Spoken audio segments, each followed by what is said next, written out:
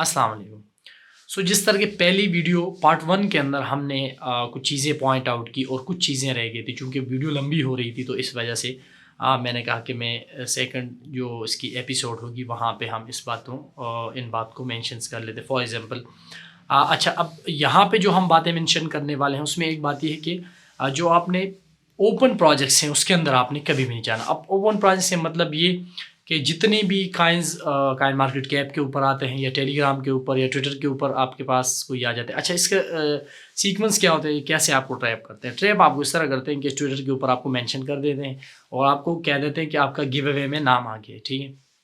जब आप उनका सर्च आउट करते तो काइन ऊपर जा रहा होता तो आप डायरेक्टली उसके अंदर इन्वेस्टमेंट करते हो। जैसे इन्वेस्टमेंट करते हैं वो रग पुल कर लेते हैं। रग पुल का मीन्स कि वो आपका जो लिक्विडिटी उसने डाली होती है मार्केट के अंदर, जो पैसा फेंका होता है, सिंपली वो पैसा उठा लेता है।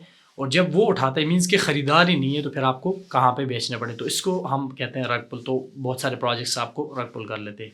अच्छा, जो छोटे प्रोजेक्ट्स हैं आपने उनको अवॉइड करना है।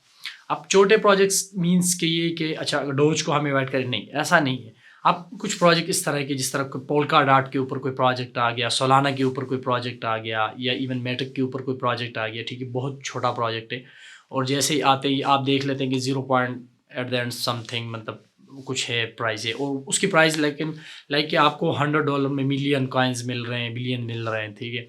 वो आप जब बाय कर लेते हैं ना तो फिर वो आपको सेल आउट का मीन्स कि अगर वो 1 के ऊपर है, वो 2 के ऊपर चला गया तो 2 पे कोई लेने वाला नहीं है। मीन्स कि उसके जो लाइक के इन्वेस्टर्स होते हैं वो बहुत लिमिटेड होते हैं, तो ये आप इसके अंदर भी स्टक कर सकते हैं। तो इस चीज़ को भी आपने अवॉइड करना है।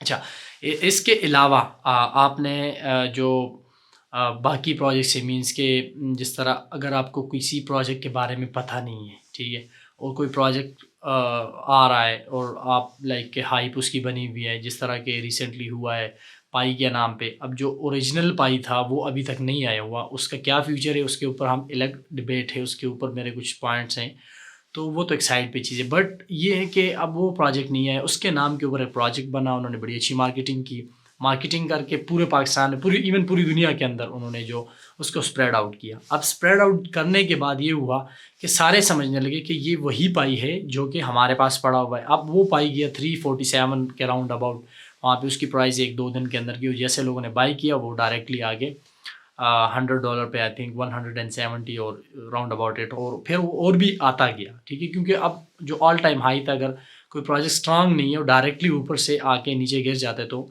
मीन्स के एंड पे उसका कुछ भी नहीं है, ठीक है। इसके प्रॉफिट जो है या जो सिक्योरिटी है वो प्रोडक्ट जो उसका यूज़र है उसको नहीं है। अच्छा, और एक और हम पॉइंट यहाँ पे नोट आउट कर लेते हैं कि वो ये है कि जब कभी भी बाइनांस के ऊपर, कुकाइन के ऊपर, बिटगेट के ऊपर, एल बैंक के ऊपर या किसी भी एक्सचेंज के ऊपर कोई कॉइन लिस्ट हो रहा है और आपको एक टाइम मिल जाता है, टाइम फ्रेम, अगर आपने प्री सेल के अंदर या इनिशियल जो ICOs होते हैं उनके अंदर आपने पार्टिसिपेट नहीं किया और आपको यहाँ पे चॉइस मिल रहा है कि आप यहाँ पे जो है इन्वेस्टमेंट करें, जैसे ही आप एक्सचेंज के ऊपर करते हो तो वहाँ पे जो ट्रैफिक होती है, सेलिंग जो लेवल होता है वो बहुत लो होता है और हाई जो होता है बाइंग का जो लेवल होता है वो बहुत हाई होता है। मीन्स के एक नया काइन आ रहा है और ये मार्केट मेकर्स की भी स्ट्रेटजी होती है कि जैसे ही मार्केट के अंदर लॉन्च करते हैं काइन को तो डायरेक्टली उससे जो है क्वांटिटी उठाते हैं ताकि जो यूज़र है उसके अंदर वो इन्वेस्टमेंट करे। तो अब उसमें ये होता है कि वो डायरेक्टली जब आप उसके अंदर बाय कर लेते हैं तो वो बाय से ये होता है कि आपकी जो प्राइस होती है जो आपने सेट की होती है उसके ऊपर बाय नहीं होता। फॉर एग्जांपल एक काइन जो recent like 1 year and 1.5 year पहले मेरे साथ एक प्रॉब्लम हुआ था, वो मैं आपके साथ शेयर करूँ। जिस तरह एक गाइन के नाम से एक प्रोजेक्ट बाइनांस के ऊपर लिस्ट हुआ, अब उसकी जो मिनिमम बाइंग थी वो थी $1000 कि आप $1000 के बाई करेंगे तो मिनिमम इतना होगा। अच्छा, अब उन्होंने रूल ये रखा हुआ था कि सेलिंग भी आप $1000 के करेंगे, ठीक है। तो इसका प्रोसीजर ये था कि अगर मैं 11,000 का बाय करता या 1050 का बाय करता तो इट्स फाइन, ठीक था। अब मैंने वो बाई किया, जैसे मैंने बाई किया तो अब मेरे पास जो काइंस के थे वो 999.9 समथिंग, ठीक है, इस तरह आ गए।